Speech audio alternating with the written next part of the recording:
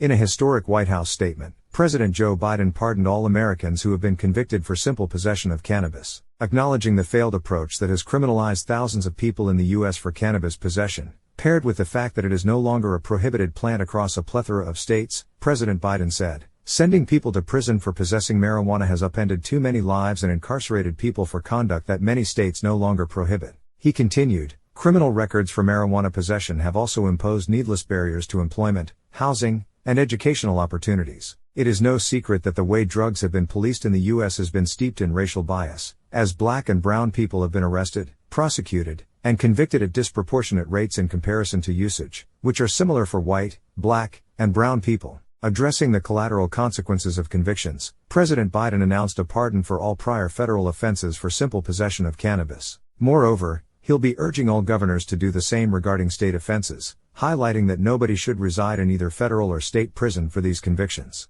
Equally as significant, the President has called upon the Department of Justice and Department of Health to initiate the administrative process to review expeditiously how marijuana is scheduled under federal law. Cannabis is a safe plant that is used for medicines and recreationally around the world, with cannabis-derived products that are even approved by the FDA. All this considered, cannabis is still currently classified as a Schedule I drug under the Controlled Substances Act. This means that the medically safe plant is classified in parity with heroin and even higher than the classification of fentanyl and methamphetamine, the drugs that are driving our overdose epidemic. A rescheduling of cannabis would be a monumental step forward for patients and users globally. Governments have historically taken their lead on drug policy from the U.S. A change in scheduling for cannabis would likely see a wave of long overdue progressive policy initiatives enacted throughout the world. President Biden's statement comes at a time when measures to change cannabis laws in the U.S. are at a legislative impasse. A number of federal cannabis reform bills have passed through Congress but are consistently thwarted by the Senate. It is hoped that the presidential stamp of approval on wider cannabis reform will expedite regulatory changes in the U.S.